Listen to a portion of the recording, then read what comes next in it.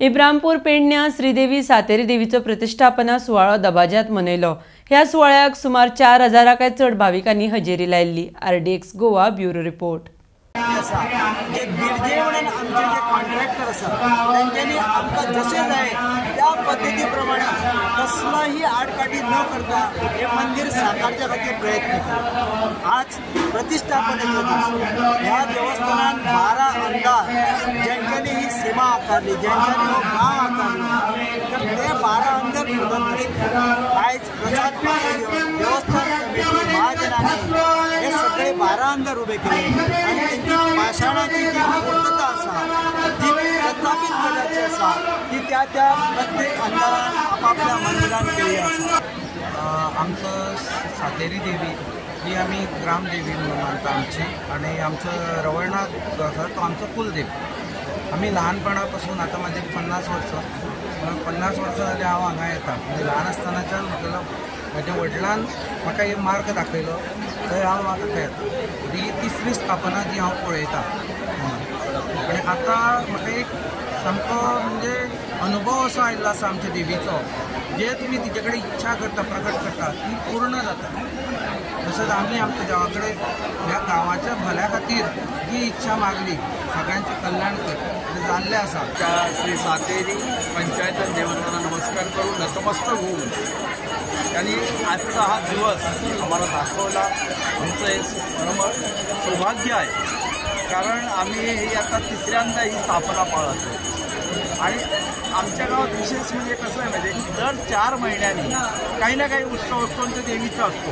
आता हे वर्धापन दिन झाल्यानंतर आमचा हरिनाम सप्ताह, अखंड हरिनाम सप्ताह सतत म्हणजे आमच्या गावातून वारकरी पंढरपूरला चालत गेले होते त्यावेळी आमचे पूर्वज, आणि त्यांनी तिथून चालत ती दिंडी आणली आणि गणपतीच्या आदल्या दिवशी ते तिथे पोहोचले, पण घरी गेले नाहीत। कारण का ते जाताना इथून दिंडी घेऊन गेले होते, ती परत तिच्याच पायाजवळ आणली, तर त्याची सांगता करावी ह्या हेतूने त्यांनी अखंड हरिनाम सप्ताह चालू केला। 1.5 दिवसाचं गणपती विसर्जन केलं आणि तिसऱ्या दिवशी हा सप्ताह झाला आणि 7 रात्री पूर्ण झाल्यानंतर त्याची सांगता होते। हे सगळ्या गोष्टी मी पाहिजे त्यांनी आम्हाला ज्या ऐकवत आहेत, आमच्या वाडवडिलांनी जे आम्हाला सांगितलं आहे। त्यानंतर आमचा डिसेंबरमध्ये जत्रोत्सव होतो, देवीची जत्रा होते।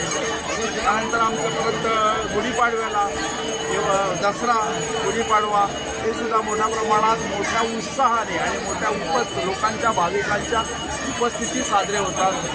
विशेष सांगायचं म्हणजे त्यांनी आता आमच्या निलेश मुंडे यांनी पण सांगितलं आहे की तिच्याकडे जे आपण मागतो ते दिल्याशिवाय राहत नाही। आम्हाला तसं नाही, ते परकीयांना सुद्धा म्हणजे जे बाहेरचे लोक आहेत, जे बाहेरचे भाविक येतात, ओळखीने येतात, मित्रमंडळी आहेत, नातेवाईक आहेत, त्यांना सुद्धा त्याचा अनुभव येतो। एकंदरीत काय अनुभव आला आणि कशा पद्धतीने तुम्ही हे काम करत असताना तुम्हाला सफल असं म्हणू शकतो आपण, ज्याला आपण वरती एवढं दिसतंय तर त्याच्या मागचं रहस्य काय? सगळं देवीच्या हातात आहे। देवीने सगळं माझ्याकडून हे करून घेतलेलं आहे आणि सगळे ग्रामस्थांनी मला साथ दिलेली आहे, त्यामुळे हे सगळं शक्य झालेलं आहे। काम करत असताना कुठची अडचण किंवा काही त्रास असा? अडचणी बऱ्याच होत्या, ते सगळ्या देवीने सोडवलेल्या आहे। किती वर्ष लागली तुम्हाला काम? मला हे काम पुरं करायला 3 वर्ष लागली। 3 वर्ष। आणि हे काम करत असताना किती कामगार या संदर्भात तुम्हाला मदत करेल? मला सगळे म्हणून माझ्याकडे जवळजवळ 40 कामगार या मंदिराला होते। मग 40 कामगार सलग नाही म्हणतात 3 वर्ष काम केलं, आणि हे करत असताना ग्रामस्थांचा तुम्हाला कसं सहयोग किंवा? ग्रामस्थांनी मला चांगल्या प्रकारे सगळं मदत केली आणि त्यांनी मला सपोर्टही केला। लक्ष्मण महादेव